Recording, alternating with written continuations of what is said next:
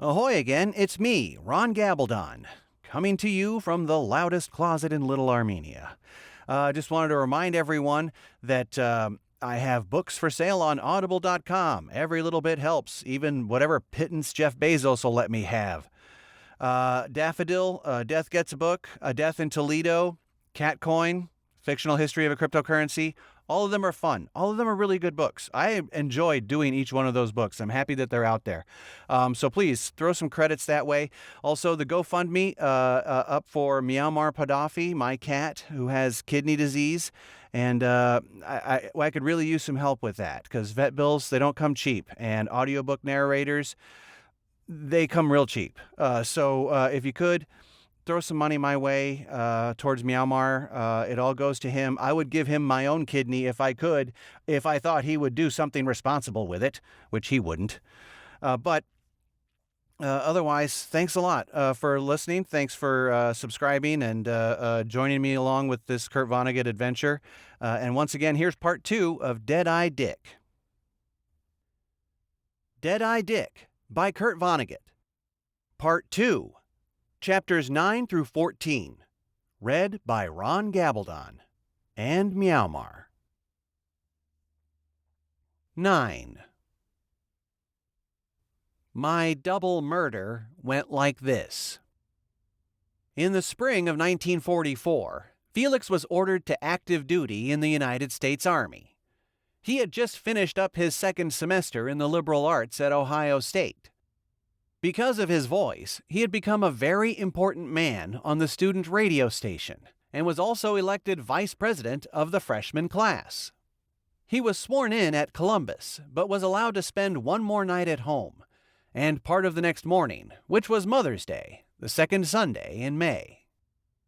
There were no tears, nor should there have been any, since the Army was going to use him as a radio announcer. But we could not have known that. So we did not cry because Father said that our ancestors had always been proud and happy to serve their country in time of war. Marco Maritimo, I remember, who by then, in partnership with his brother Gino, had become the biggest building contractor in town, had a son who was drafted at the very same time. And Marco and his wife brought their son over to our house on the night before Mother's Day, and the whole family cried like babies. They didn't care who saw them do it. They were right to cry, too, as things turned out. Their son Julio would be killed in Germany. At dawn, on Mother's Day, while Mother was still asleep, Father and Felix and I went out to the rifle range of the Midland County Rod and Gun Club, as we had done at least 100 times before. It was a Sunday morning ritual, this discharging of firearms. Although I was only 12, I had fired rifles and pistols and shotguns of every kind. And there were plenty of other fathers and sons, blazing away and blazing away.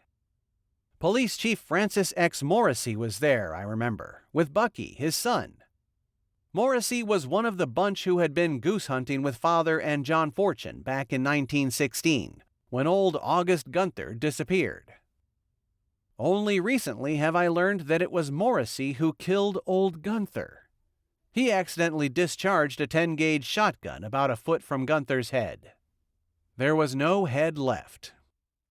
So, Father and the rest, in order to keep Morrissey's life from being ruined by an accident that could have happened to anyone, launched Gunther's body for a voyage down Sugar Creek.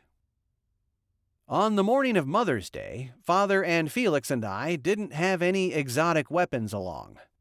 Since Felix was headed for battle, seemingly, we brought only the Springfield 30-06. The Springfield was no longer the standard American infantry weapon. It had been replaced by the Garand, by the M1, but it was still used by snipers because of its superb accuracy. We all shot well that morning, but I shot better than anybody, which was much commented upon. But only after I shot a pregnant housewife that afternoon would anybody think to award me my unshakable nickname, Deadeye Dick. I got one trophy out on the range that morning, though. When we were through firing, Father said to Felix, Give your brother Rudy the key." Felix was puzzled. "What key is that?" he said. And Father named the Holy of Holies, as far as I was concerned. Felix himself hadn't come into possession of it until he was 15 years old, and I had never even touched it. "Give him," said Father, "the key to the gunroom door." I was certainly very young to receive the key to the gunroom. At 15, Felix had probably been too young, and I was only 12. And after I shot the pregnant housewife, it turned out that Father had only the vaguest idea how old I was. When the police came, I heard him say that I was 16 or so. There was this. I was tall for my age. I was tall for any age, since the general population is well under 6 feet tall, and I was 6 feet tall. I suppose my pituitary gland was out of kilter for a little while, and then it straightened itself out. I did not become a freakish adult, except for my record as a double murderer, as other people my age more or less caught up with me. But I was abnormally tall and weak for a time there. I may have been trying to evolve into a Superman, and then gave it up in the face of community disapproval. So, after we got home from the Rod and Gun Club, and I could feel the key to the gunroom burning a hole in my pocket, there was yet another proof that I had to be a man now, because Felix was leaving. I had to chop the heads off 2 chickens for supper that night. This was another privilege which had been accorded Felix, who used to make me watch him. The place of execution was the stump of the walnut tree under which Father and old August Gunther had been lunching when the Maritimo brothers arrived in Midland City so long ago. There was a marble bust on a pedestal, which also had to watch. It was another piece of loot from the von Furstenberg estate in Austria. It was a bust of Voltaire. And Felix used to play God to the chickens, saying in that voice of his, "If you have any last words to say, now is the time to say them." Or, "Take your last look at the world." And so on. We didn't raise chickens. A farmer brought in 2 chickens every Sunday morning, and they had their peepholes closed by a machete in Felix's right hand almost immediately. Now, with Felix watching, and about to catch a train for Columbus, and then a bus for Fort Benning, Georgia, it was up to me to do. So I grabbed the chicken by its legs and I flopped it down on the stump, and I said in a voice like a penny whistle, "Take your last look at the world." Off came its head. Felix kissed Mother, and he shook Father's hand, and he boarded the train at the train station. And then Mother and Father and I had to hurry on home, because we were expecting a very important guest for lunch. She was none other than Eleanor Roosevelt, the wife of the President of the United States. She was visiting war plants in the boondocks to raise morale. Whenever a famous visitor came to Midland City, he or she was usually brought to Father's studio at one point or another, since there was so little else to see. Usually they were in Midland City to lecture, or sing, or play some instrument, or whatever at the YMCA.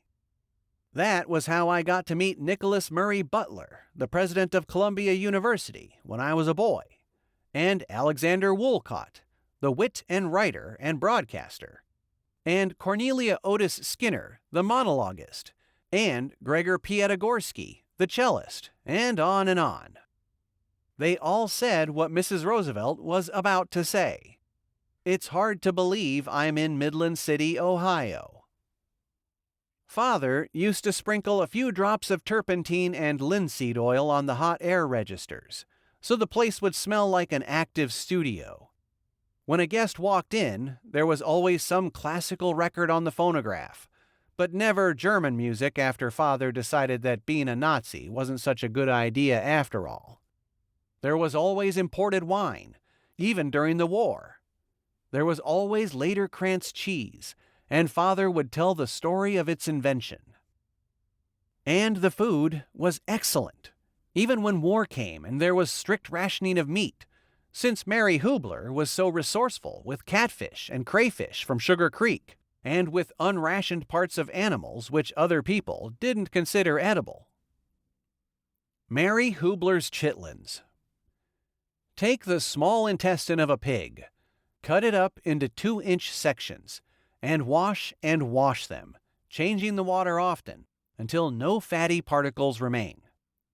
Boil them for 3 or 4 hours with onions, herbs, and garlic. Serve with greens and grits. That is what we served Eleanor Roosevelt for lunch on Mother's Day in 1944. Mary Hubler's chitlins. She was most appreciative, and she was very democratic, too. She went out into the kitchen and talked to Mary and the other servants there. She had Secret Service agents along, of course, and one of them said to Father, I remember, "I hear you have quite a collection of guns." So the Secret Service had checked us out. They surely knew, too, that Father had been an admirer of Hitler, but was now reformed, supposedly.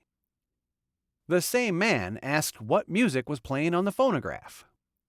"Chopin," said Father. And then, when the agent appeared to have another question, Father guessed it and answered it. "A Pole," he said. "A Pole, a Pole, a Pole."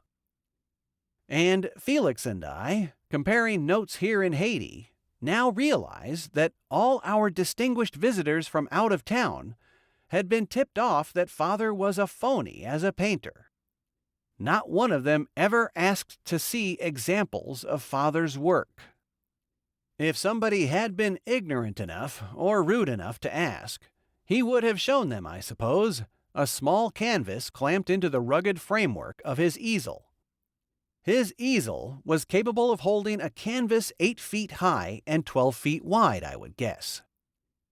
As I have already said, and particularly in view of the room's other decorations, it was easily mistaken for a guillotine. The small canvas, whose back was turned toward visitors, was where a guillotine's fallen blade might be. It was the only picture I ever saw on the easel, as long as Father and I were on the same planet together, and some of our guests must have gone to the trouble of looking at its face. I think Mrs. Roosevelt did. I am sure the Secret Service agents did. They wanted to see everything. And what they saw on that canvas were brushstrokes laid down exuberantly and confidently, and promisingly too, in pre-war Vienna, where Father was only 20 years old.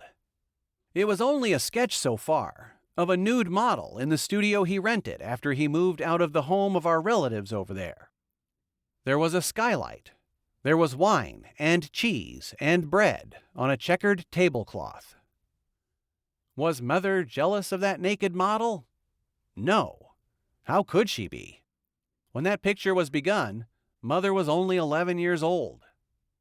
That rough sketch was the only respectable piece of artwork by my father that I ever saw. After he died in 1960, and Mother and I moved into our little 2-bedroom shitbox out in Avondale, we hung it over our fireplace.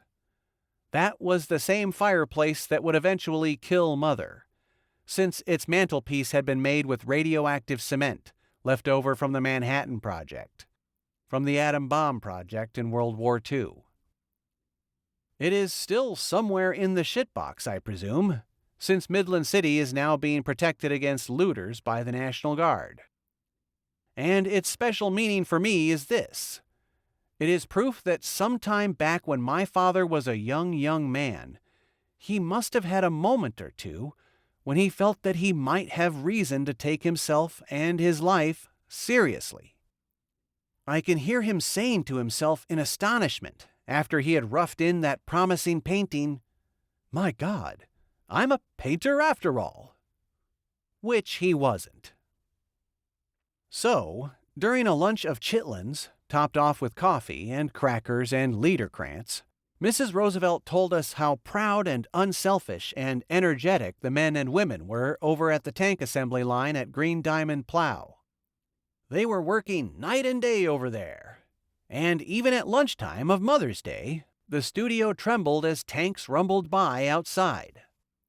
The tanks were on the way to the proving ground which used to be John Fortune's dairy farm, and which would later become the Maritimo brothers' jumble of little shitboxes known as Avondale.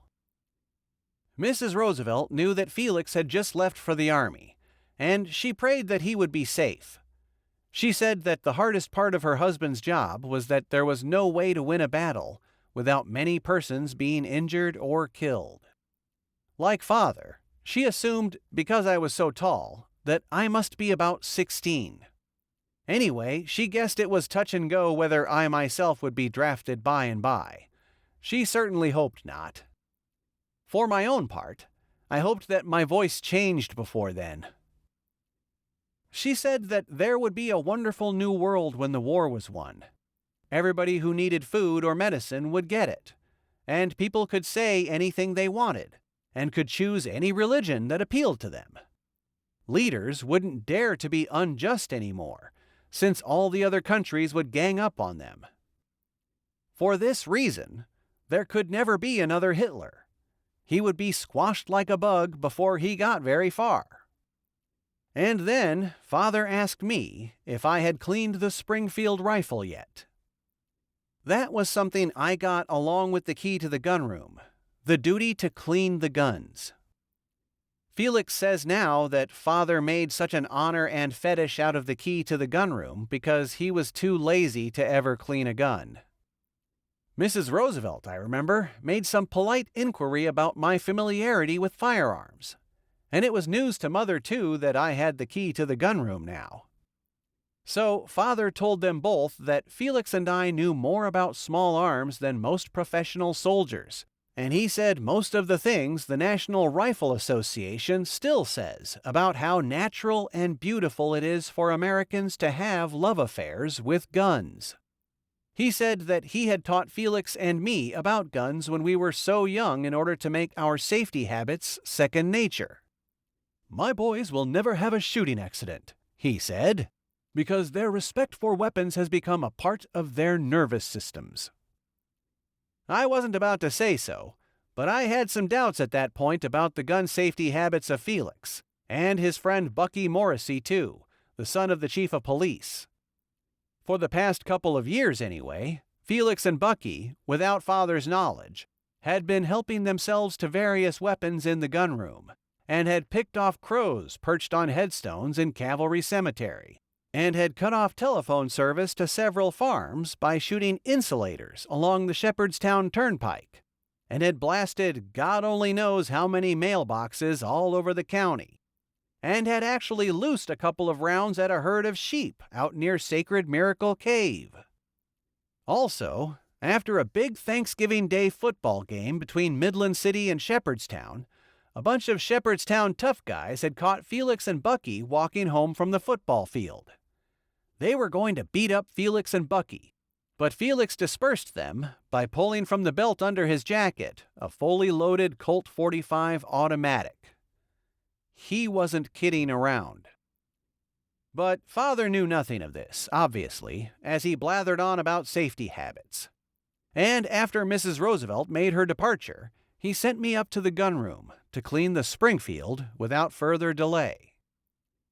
So this was Mother's Day to most people, but to me it was the day during which, ready or not, I had been initiated into manhood. I had killed the chickens. Now I had been made master of all these guns and all this ammunition. It was something to savor. It was something to think about, and I had the Springfield in my arms. It loved to be held. It was born to be held. I liked it so much, and it liked me so much, since I had fired it so well that morning, and I took it with me when I climbed the ladder up into the cupola. I wanted to sit up there for a while and look out over the roofs of the town, supposing that my brother might be going to his death, and hearing and feeling the tanks in the street below. Ah, sweet mystery of life. I had a clip of ammunition in my breast pocket. It had been there since morning. It felt good. So I pushed it down into the rifle's magazine, since I knew the rifle enjoyed that so. It just ate up those cartridges.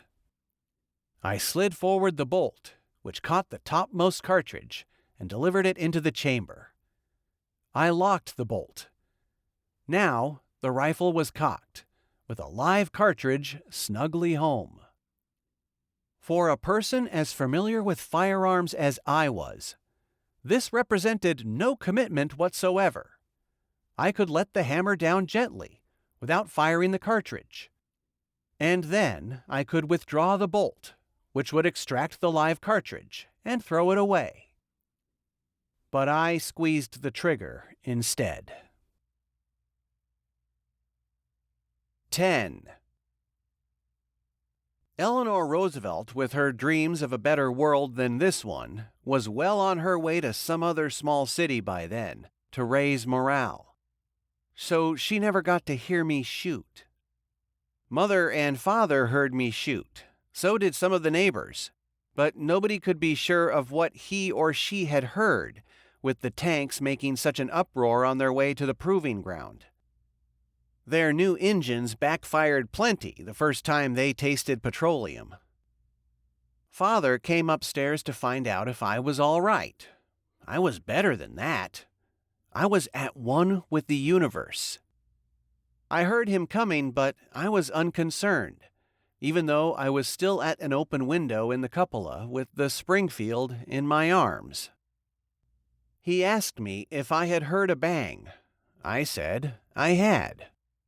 He asked me if I knew what the bang had been. I said, no. I took my own sweet time about descending from the cupola. Firing the Springfield over the city was now part of my treasure house of memories. I hadn't aimed at anything. If I thought of the bullets hitting anything, I don't remember now. I was the great marksman anyway. If I aimed at nothing, then nothing is what I would hit.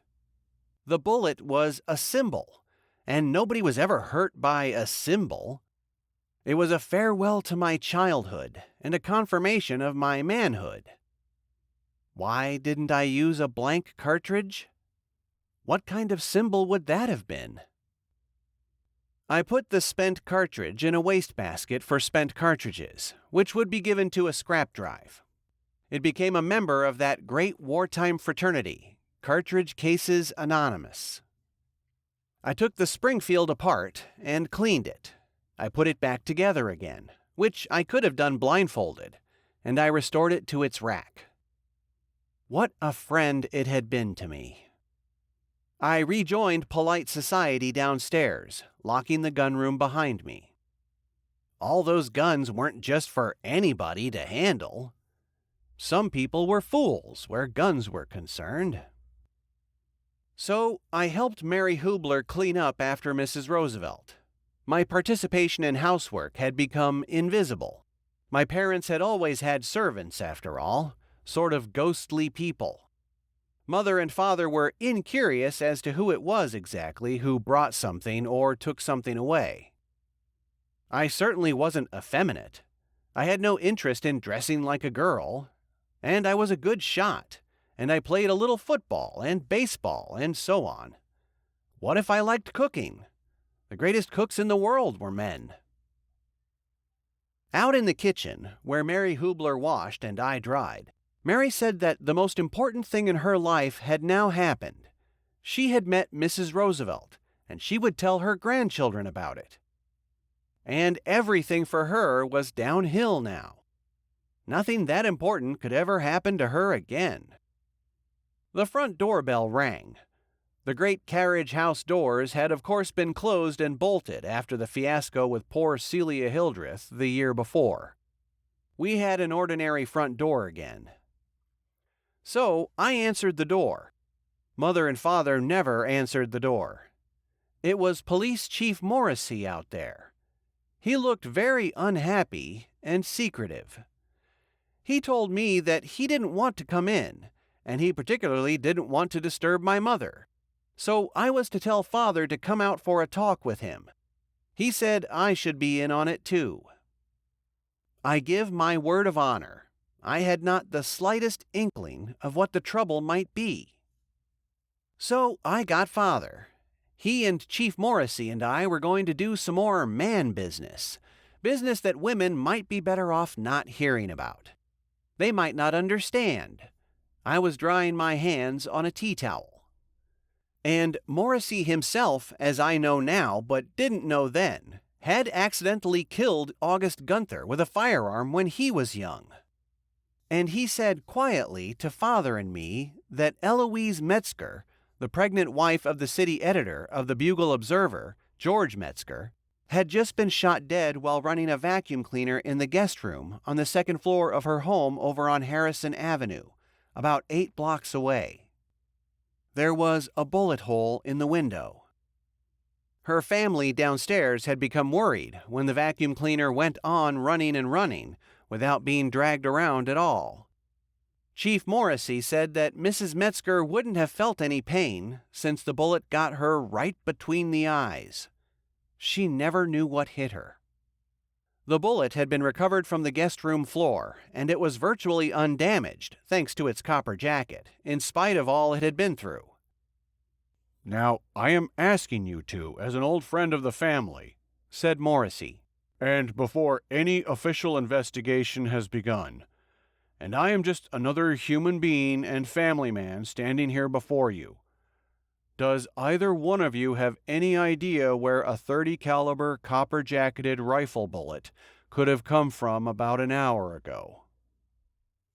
I died. But I didn't die. Father knew exactly where it had come from. He had heard the bang. He had seen me at the top of the ladder in the cupola with the Springfield in my arms. He made a wet hiss, sucking in air through his clenched teeth. It is the sound Stoics make when they have been hurt a good deal. He said, "Oh, Jesus." "Yes," said Morrissey. And everything about his manner said that no possible good could come from our being made to suffer for this unfortunate accident, which could have happened to anyone. He, for one, would do all in his power to make whatever we had done somehow understandable and acceptable to the community. Perhaps even we could convince the community that the bullet had come from somewhere else.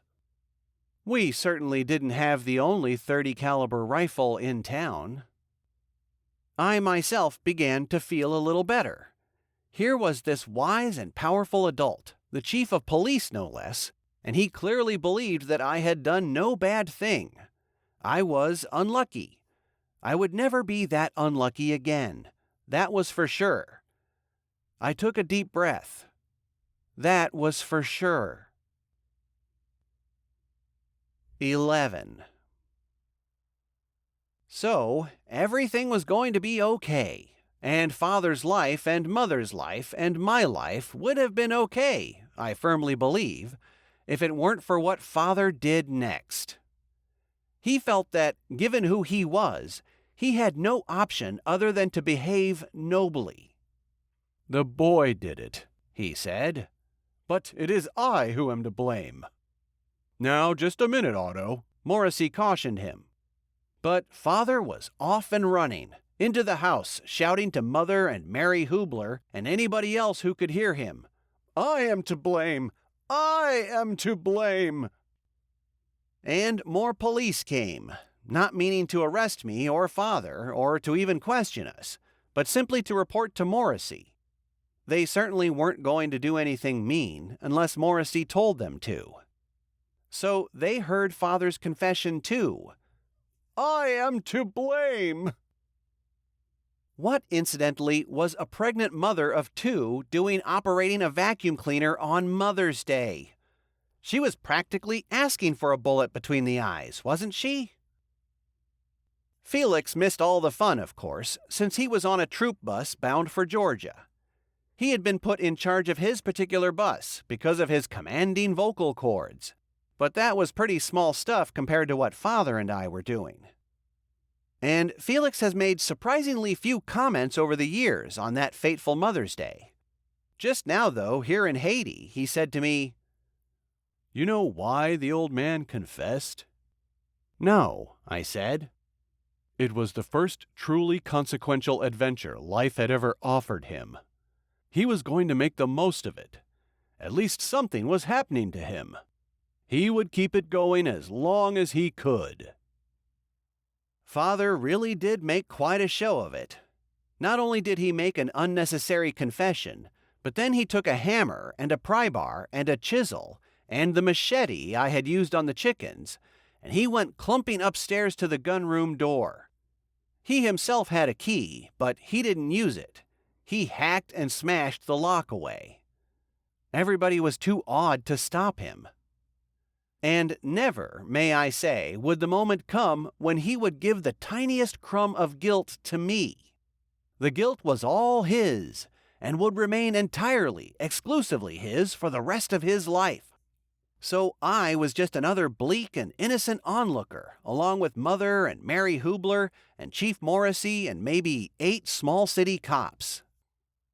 He broke all the guns, just wailed away at them in their racks with the hammer. He at least bent or dented all of them. A few old-timers shattered. What would those guns be worth today if Felix and I had inherited them? I will guess $100,000 or more. Father ascended the ladder into the cupola where I had been so recently.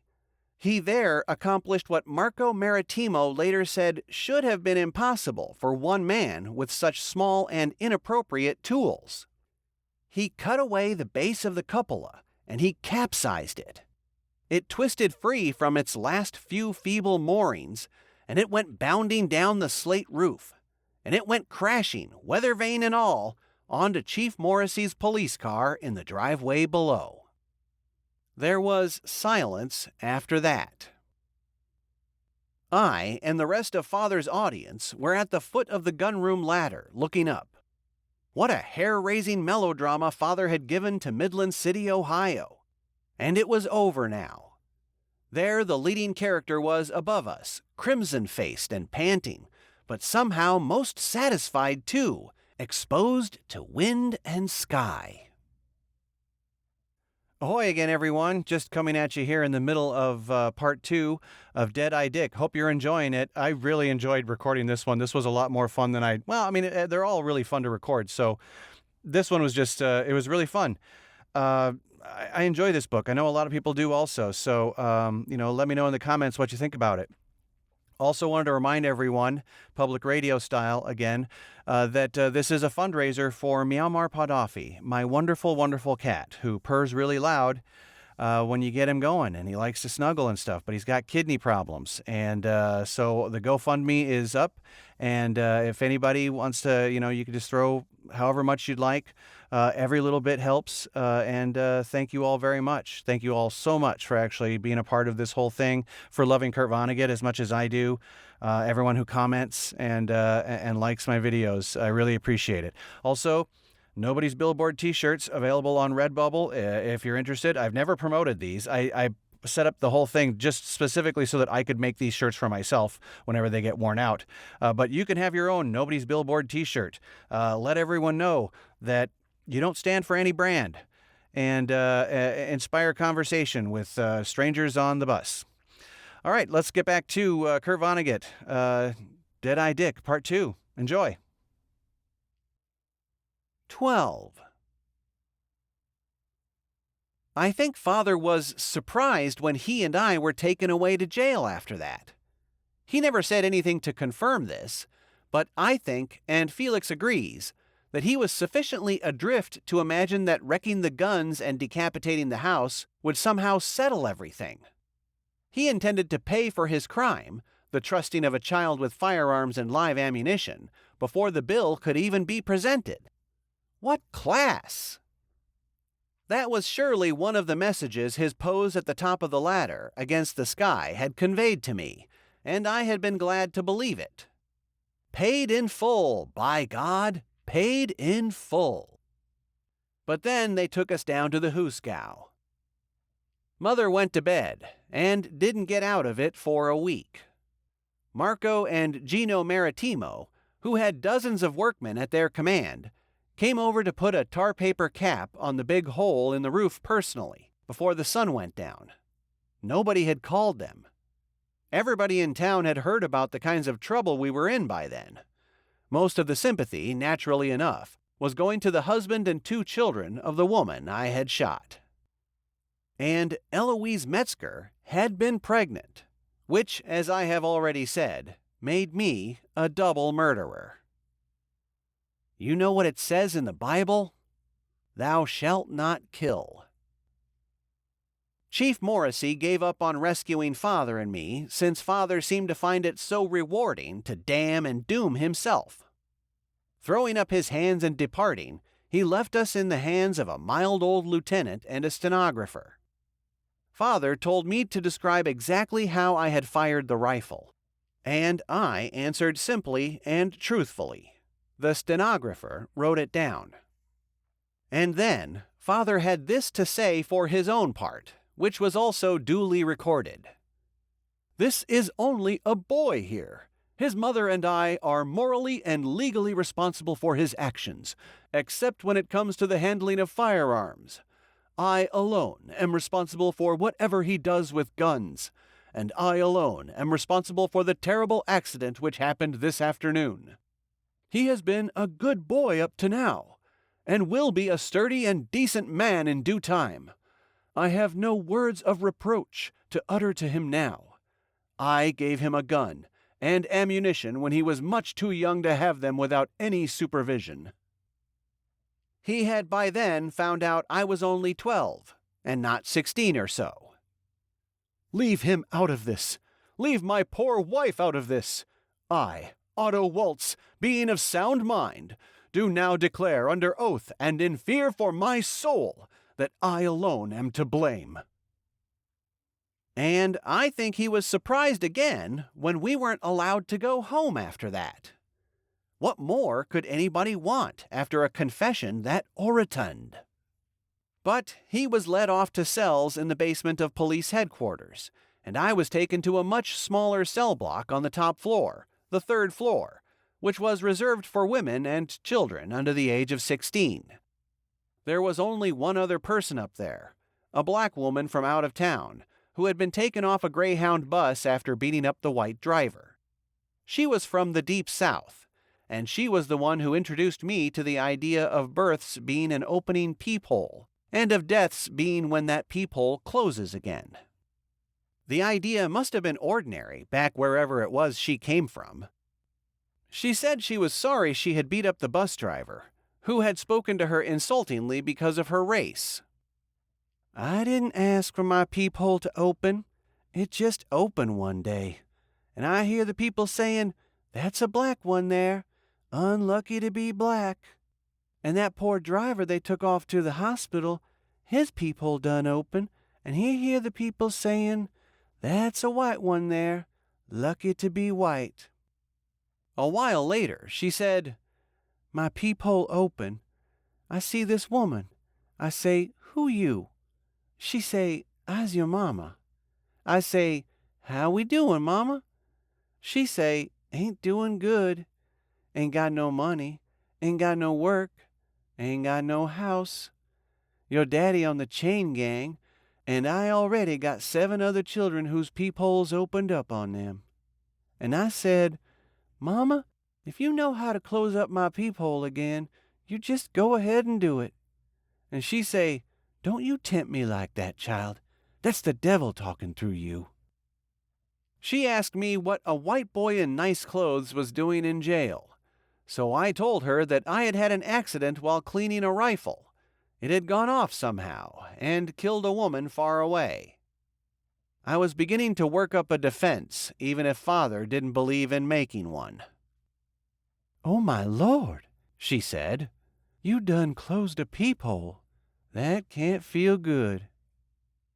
It felt to me then as though my peephole had just opened, and I wasn't even used to all the sights and sounds yet, but my father had already chopped the top off our house, and everybody was saying I was a killer.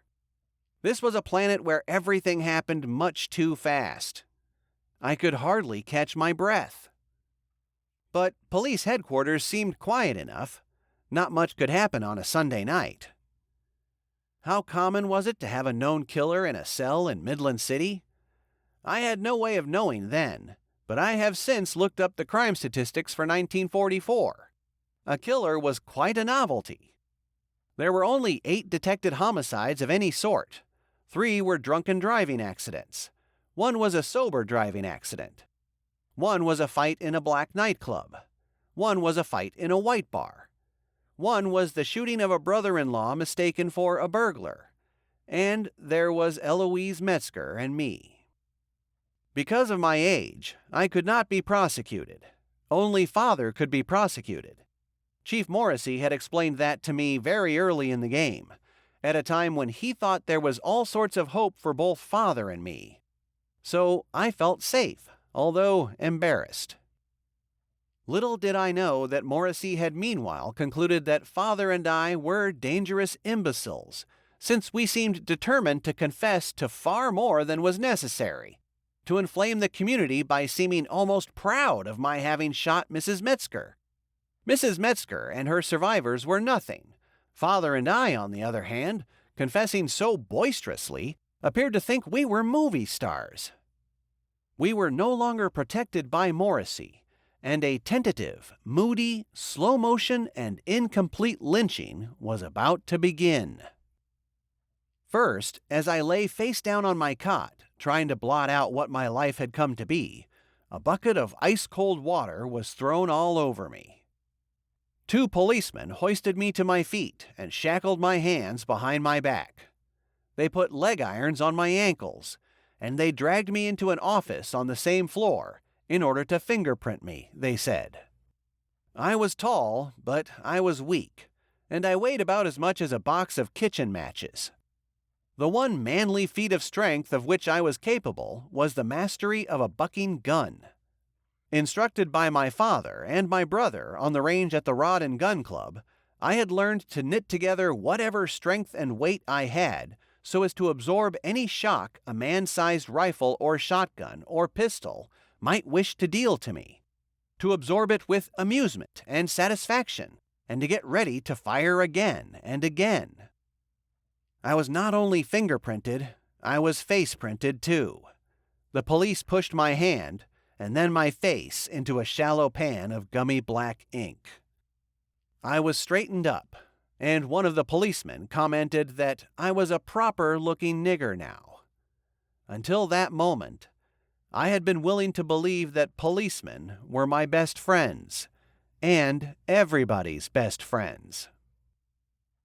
I was about to be put on display to concerned members of the community, in a holding pen for suspected criminals awaiting trial, in the basement of the old county courthouse across the street.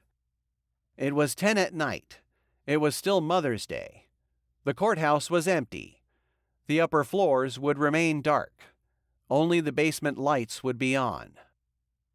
It was the feeling of the police that I should not look good, and that I bear some marks of their displeasure with what I had done. But they couldn't beat me up, as they might have beaten up an adult offender, since that might evoke sympathy. So they had rolled my face in goo. All this was in clear violation of the Bill of Rights of the Constitution of the United States.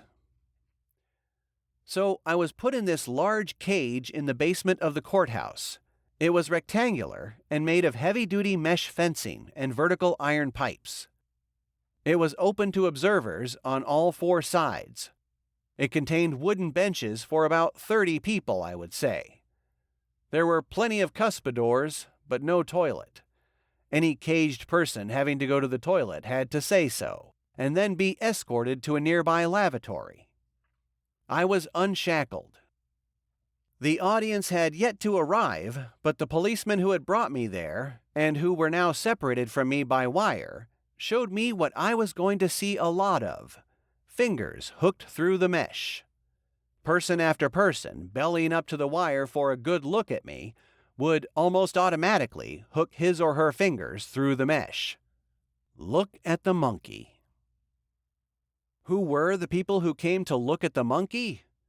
Many were simply friends or relatives of policemen responding to oral invitation along these lines, no doubt. If you want to see the kid that shot that pregnant woman this afternoon, we've got him in the courthouse basement. I can get you in. Keep it under your hat, though. Don't tell anyone else. We don't want a mob to form. But the honored visitors were substantial citizens, grave community leaders with a presumed need to know everything. There was something the policeman on the telephone thought it important for them to see, so they had better see it. Duty called. Some brought members of their families. I even remember a babe in arms. So far as I know, only 2 people told the inviters that displaying a boy in a cage was a terrible thing to do, and stunk of the Middle Ages and so on. They were, of course, Gino and Marco Maritimo, virtually our family's only steadfast friends. And I know of this only because the brothers themselves told me about it. They had received the obscene invitation, offered as though nothing could be more civilized, soon after capping the hole in our roof where the cupola had been. I have mentioned Alexander Woollcott, the writer and wit and broadcaster and so on, who was a guest at our house one time. He coined that wonderful epithet for writers, ink-stained wretches. He should have seen me in my cage. I sat on the same bench for 2 hours. I said nothing, no matter what was said to me. Sometimes I sat bolt upright. Sometimes I bent over with my head down and my inky hands over my inky ears or eyes. Toward the end, my bladder was full to bursting. I peed in my pants rather than speak. Why not? I was a geek. I was a wild man from Borneo. I have since determined, from talking to old people, that I was the only Midland City criminal to have been put on public display since the days of public hangings on the courthouse lawn. My punishment was more than cruel and unusual, it was unique. But it made sense to just about everybody, with the exception of the Maritimo brothers, as I have said, and surprisingly, George Metzger, the city editor of the Bugle-Observer, the husband of the woman I had killed that afternoon. Before George Metzger arrived, though, members of my audience behaved as though they were quite accustomed to taunting bad people. They may have done a lot of it in their dreams. They clearly felt entitled to respectful attention from me. So I heard a lot of things like, "Hey, you, it's you I'm talking to. Yes, you!" And, "God damn it, you look me in the eye, you son of a bitch!" and so on. I was told about friends or relatives who had been hurt or killed in the war. Some of the casualties were victims of industrial accidents right there at home. The moral arithmetic was simple. Here all those soldiers and sailors and workers in war plants were risking their all to add more goodness to the world, whereas I had just subtracted some. What was my own opinion of myself? I thought I was a defective human being, and that I shouldn't even be on this planet anymore. Anybody who would fire a Springfield 30-06 over the rooftops of a city had to have a screw loose. If I had begun to reply to the people, I think that's what I would have babbled over and over again. "I have a screw loose somewhere. I have a screw loose somewhere. I have a screw loose somewhere." Celia Hildreth came by the cage. I hadn't seen her for a year since the awful night of the senior prom, but I had no trouble recognizing her. She was still the most beautiful woman in town. I can't imagine that the police had seen fit to invite her. It was her escort, Shirley, who had been invited. She was on the arm of Dwayne Hoover, who was then some sort of civilian inspector for the Army Air Corps, I think. Something had kept him out of uniform. I knew who he was because he was good with automobiles, and Father had hired him from time to time to do some work on the Kienzler. Dwayne would eventually marry Celia and become the most successful automobile dealer in the area. Celia would commit suicide by eating Drano, a drain-clearing compound of lye and zinc chips, in 1970, 12 years ago now. She killed herself in the most horrible way I can think of, a few months before the dedication of the Mildred Berry Memorial Center for the Arts. Celia knew the Arts Center was going to open, and the newspaper and the radio station and the politicians and so on said what a difference it was going to make in the quality of life in Midland City. But there was the can of Drano, with all its dire warnings, and she just couldn't wait around anymore. I have seen unhappiness in my time. 13. Now that I have known Haiti, with its voodooism, with its curses and charms and zombies, and good and bad spirits which can inhabit anybody or anything, and so on, I wonder if it mattered much that it was I who was in the cage in the basement of the old courthouse so long ago. A curiously carved bone, or stick, or a dried mud doll with straw hair would have served as well as I did, there on the bench, as long as the community believed, as Midland City believed of me, that it was a package of evil magic. Everybody could feel safe for a while. Bad luck was caged. There was bad luck, cringing on a bench in there. See for yourself. At midnight, all the civilians were shooed out of the basement. "That's it, folks," said the police, and "Show's over, folks," and so on. They were frank to call me a show. I was regional theater. But I wasn't let out of the cage. It would have been nice to take a bath, and to go to bed between clean sheets, and to sleep until I died. There was more to come. 6 policemen were still in the basement with me, 3 in uniform, and 3 in plain clothes, and all with pistols. I could name the manufacturers of the pistols, and their calibers. There wasn't a pistol there that I couldn't have taken apart and cleaned properly and put together again. I knew where the drops of oil should go. If they had put their pistols in my hands, I could have made them this guarantee: the pistols would never jam. It can be a very frustrating thing if a pistol jams. The 6 remaining policemen were the producers of the Rudy Waltz show, and their poses in the basement indicated that we had reached an intermission, that there was more to come. They ignored me for the moment, as though a curtain had descended. They were electrified from a call upstairs. "He's here!" was the call, as a door upstairs opened and shut. They echoed that. "He's here! He's here!" They wouldn't say who it was, but it was somebody somehow marvelous. Now I heard his footsteps on the stairs. I thought it might be an executioner.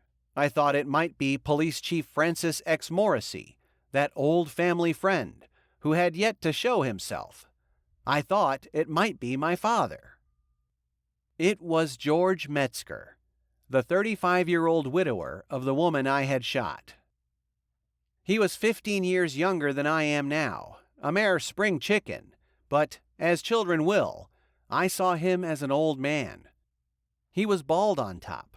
He was skinny, and his posture was bad, and he was dressed like almost no other man in Midland City, in gray flannel trousers and a tweed sport coat, what I would recognize much later at Ohio State as the uniform of an English professor. All he did was write and edit at the Bugle Observer all day long. I did not know who he was. He had never been to our house. He had been in town only a year. He was a newspaper gypsy. He had been hired away from the Indianapolis Times. It would come out at legal proceedings later on that he was born to poor parents in Kenosha, Wisconsin, and had put himself through Harvard, and that he had twice worked his way to Europe on cattle boats. The adverse information about him, which was brought out by our lawyer, was that he had once belonged to the Communist Party and had attempted to enlist in the Abraham Lincoln Brigade during the Spanish Civil War. He wore horn-rimmed spectacles, and his eyes were red from crying, or maybe from too much cigarette smoke. He was smoking when he came down the stairs, followed by the detective who had gone to get him. He behaved as though he himself were a criminal, puffing on the same cigarette he would be smoking when he was propped against the basement wall in front of a firing squad. I wouldn't have been surprised if the police had shot this unhappy stranger while I watched. I was beyond surprise. I am still beyond surprise. The consequences of my having shot a pregnant woman were bound to be complicated beyond belief. How can I bear to remember that first confrontation with George Metzger? I have this trick for dealing with all my worst memories. I insist that they are plays. The characters are actors. Their speeches and movements are stylized, arch. I am in the presence of art. So, the curtain rises on a basement at midnight. 6 policemen stand around the walls. Rudy, a boy covered with ink, is in a cage in the middle of the room. Down the stairs, smoking a cigarette, comes George Metzger, whose wife has just been shot by the boy. He is followed by a detective, who has the air of a master of ceremonies. The police are fascinated by what is about to happen. It is bound to be interesting. Metzger, appalled by Rudy's appearance.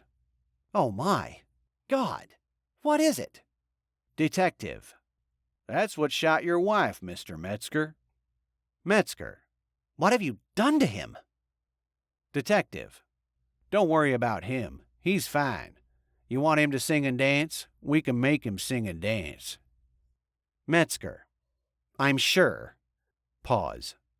All right, I've looked at him. Will you take me back to my children now? Detective. We were hoping you'd have a few words to say to him. Metzger. Is that required? Detective. No, sir.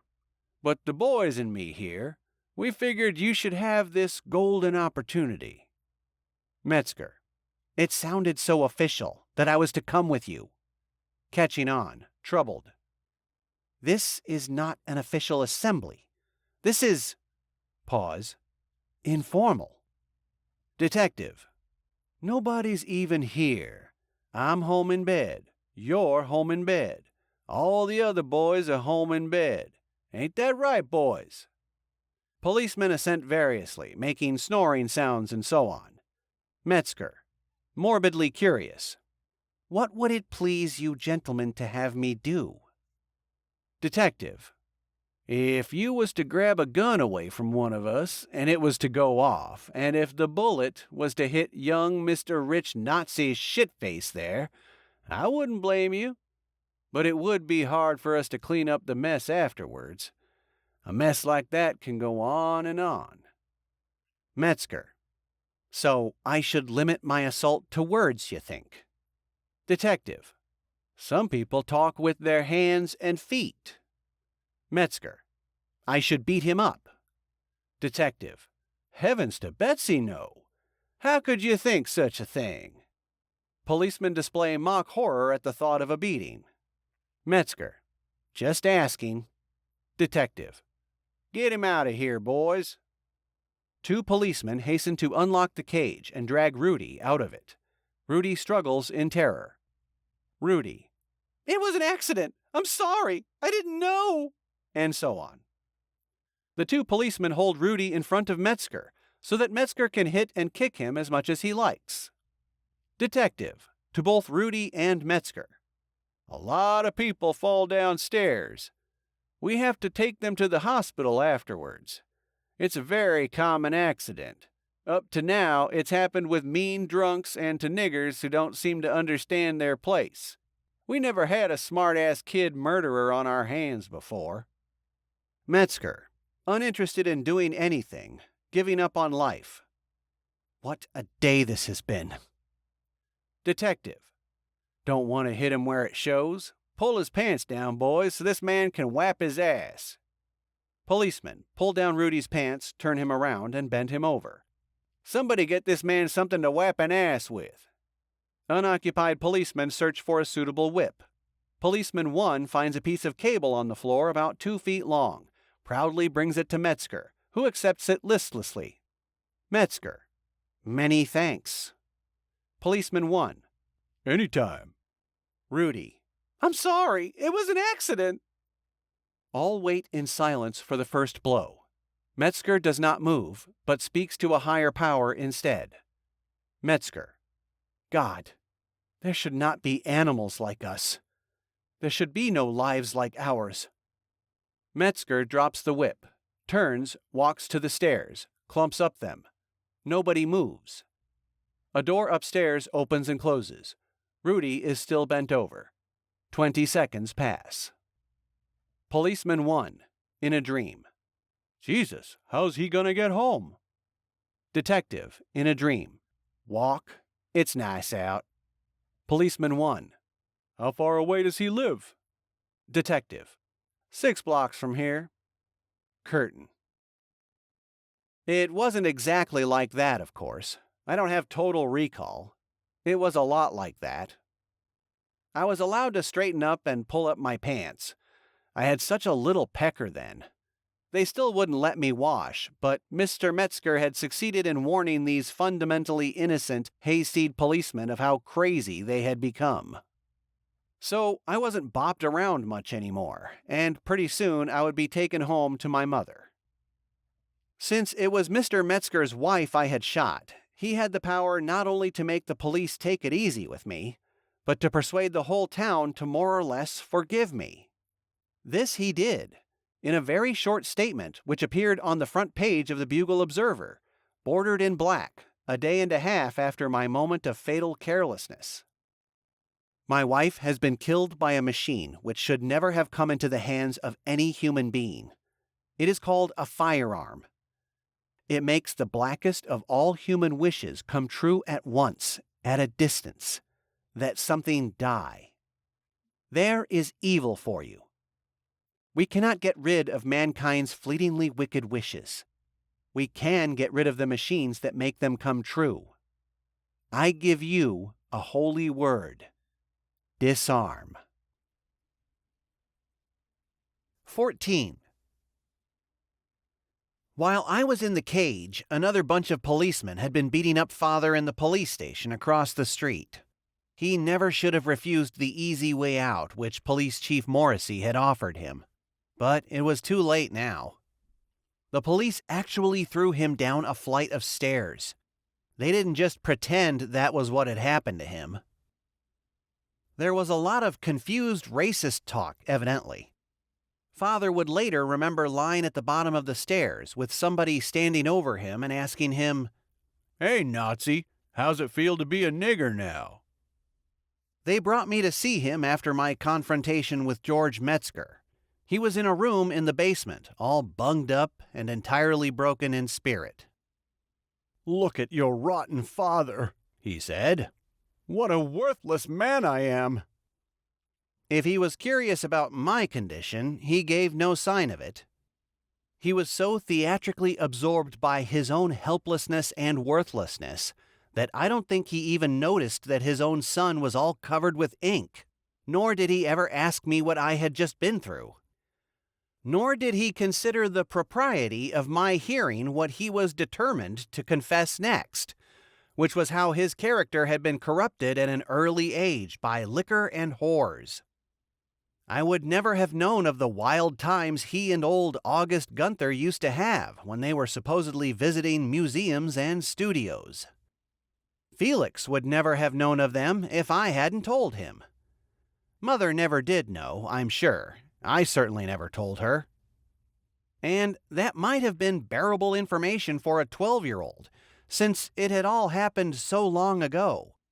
But then Father went on to say that he still patronized prostitutes regularly, although he had the most wonderful wife in the world. He was all in pieces. The police had become subdued by then. Some of them may have been wondering what on earth they thought they had been doing. Word may have come down from Chief Morrissey that enough was enough. Father and I had no lawyer to secure our rights for us. Father refused to call a lawyer. but the district attorney or somebody must have said that I should be sent home without any further monkey business. Anyway, after being shown my father, I was told to sit on a hard bench in a corridor and wait. I was left all alone, still covered with ink. I could have walked out of there. Policemen would come by and hardly give me a glance. And then a young one in uniform stopped in front of me, acting like somebody who had been told to carry the garbage out. And he said, "On your feet, killer. I've got orders to take you home." There was a clock on the wall. It was 1 o'clock in the morning. The law was through with me, except as a witness. Under the law, I was only a witness to my father's crime of criminal negligence. There would be a coroner's inquest. I would have to testify. So this ordinary patrolman drove me home. He kept his eye on the road, but his thoughts were all of me. He said that I would have to think about Mrs. Metzger lying cold in the ground for the rest of my life, and that if he were me, he would probably commit suicide. He said that he expected some relative of Mrs. Metzger would come get me sooner or later, when I least expected it, maybe the very next day, or maybe when I was a man, full of hopes and good prospects, and with a family of my own. Whoever did it, he said, would probably want me to suffer some. I would have been too addled, too close to death to get his name, if he hadn't insisted that I learn it. It was Anthony Squires, and he said it was important that I commit it to memory, since I would undoubtedly want to make a complaint about him, since policemen were expected to speak politely at all times, and that before he got me home, he was going to call me a little Nazi cocksucker and a dab of cat shit, and he hadn't decided what all yet. He explained, too, why he wasn't in the armed forces, even though he was only 24 years old. Both his eardrums were broken, he said, because his father and mother used to beat him up all the time. "They held my hand over the fire of a gas range once," he said. "You ever had that done to you?" "No," I said. "High time," he said. "Or too late, maybe. That's locking the barn after the horse is stolen." And I, of course, reconstruct this conversation from a leaky old memory. It went something like that. I can give my word of honor that one thing was said, however.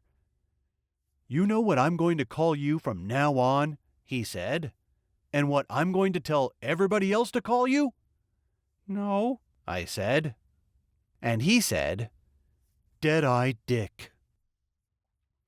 He did not accompany me to the door of our home, which was dark inside. There was no moon. His headlights picked out a strange broken form in the driveway. It hadn't been there on the previous morning. It was, of course, the wreckage of the cupola and the famous weather vane. It had been pulled off the top of the police chief's car and left there in the driveway. The front door was locked, which wasn't unusual. It was always locked at night, since the neighborhood had deteriorated so, and since we had so many supposed art treasures inside. I had a key in my pocket, but it wasn't the right key. It was the key to the gunroom door.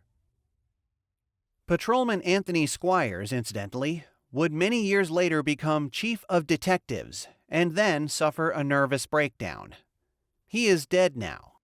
He was working as a part-time bartender at the new Holiday Inn when he had his peephole closed by ye old Neutron Bomb.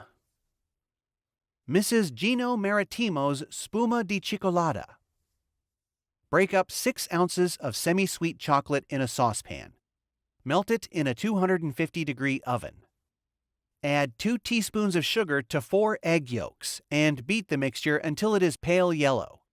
Then mix in the melted chocolate, a 1/4 cup of strong coffee, and 2 tablespoons of rum. Whip 2/3 of a cup of cold, heavy whipping cream until it is stiff. Fold it into the mixture. Whip 4 egg whites until they form stiff peaks, then fold them into the mixture. Stir the mixture ever so gently, then spoon it into cups, each cup a serving. Refrigerate for 12 hours. serves 6. So Mother's Day of 1944 was over. I was locked out of my own home as the wee hours of a new day began. I shuffled through the darkness to our back door, the only other door. That, too, was locked. No one had been told to expect me, and we had no servants who lived with us, so there was only my mother to awaken inside. I did not want to see her.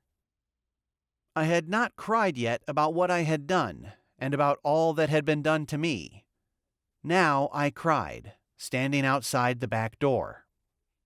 I grieved so noisily that dogs barked at me. Someone inside the fortress manipulated the brass jewelry of the back door's lock. The door opened for me. There stood my mother, Emma, who was herself a child. Outside of school, she had never had any responsibilities, any work to do. Her servants had raised her children. She was purely ornamental. Nothing bad was supposed to happen to her, ever. But here she was in a thin bathrobe now, without her husband or servants or her basso profundo elder son. And there I was, her gangling, flute-voiced younger son, a murderer. She wasn't about to hug me or cover my inky head with kisses. She was not what I would call demonstrative. When Felix went off to war, she shook his hand by way of encouragement, and then blew a kiss to him when his train was a half-mile away. And, oh, Lord, I don't mean to make a villain of this woman, with whom I spent so many years. After Father died, I would be paired off with her, like a husband with a wife. We had each other, and that was about all we had. She wasn't wicked, she simply wasn't useful. "What is that all over you?" she said. She meant the ink. She was protecting herself. She didn't want to get it on her, too. She was so far from imagining what I might want that she did not even get out of the doorway so I could come inside. I wanted to get into my bed and pull the cover over my head. That was my plan. That is still pretty much my plan. So, keeping me outside, and not even sure whether she wanted to let me in or not, seemingly, she asked me when Father was coming home, and whether everything was going to be all right now, and so on. She needed good news, so I gave it to her. I said that I was fine, and that Father was fine. Father would be home soon, I said. He just had to explain some things. She let me in, and I went to bed, as planned. Misinformation of that sort would continue to pacify her day after day, year after year, until nearly the end of her life. At the end of her life, she would become combative and caustically witty, a sort of Hicktown Voltaire, cynical and skeptical and so on. An autopsy would later reveal several small tumors in her head, which doctors felt almost certainly accounted for this change in personality. Father was sent to prison for 2 years, and he and Mother were sued successfully by George Metzger for everything they had, except for a few essential pieces of furniture and the crudely patched roof over their heads. All Mother's wealth, it turned out, was in Father's name. Father did nothing effective to defend himself. Against all advice, he was his own lawyer. He pled guilty right after he was arrested, and he pled guilty again at the coroner's inquest, where he made no comment on what was evident to everyone, that he had very recently been beaten black and blue. Nor, as his own lawyer and mine, did he put on the record that any number of laws had been violated when I was only 12 years old, had been smeared with ink and exposed to public scorn. The community was to be ashamed of nothing. Father was to be ashamed of everything. My father, the master of so many grand gestures and attitudes, turned out to be as collapsible as a paper cup. He had always known, evidently, that he wasn't worth a good goddamn. He had only kept going, I think, because all that money, which could buy almost anything, kept coming in and coming in. The shock to me wasn't that my father was so collapsible. The shock to me was that Mother and I were so unsurprised. Nothing had changed. After we got home from the inquest, incidentally, which happened the day before Mrs. Metzger's funeral, we got a telephone call from my brother Felix at Fort Benning. Even before basic training had begun, he said, an officer had recommended that he be made an acting corporal and that he go to officers' candidate school in 13 weeks. This was because he had exhibited such leadership on the troop bus. And I didn't talk, but I listened in on an extension. Felix asked how everything was going with us, and neither mother nor father would tell him the truth. Mother said to him, "You know us. We're just like Old Man River. We just keep rolling along."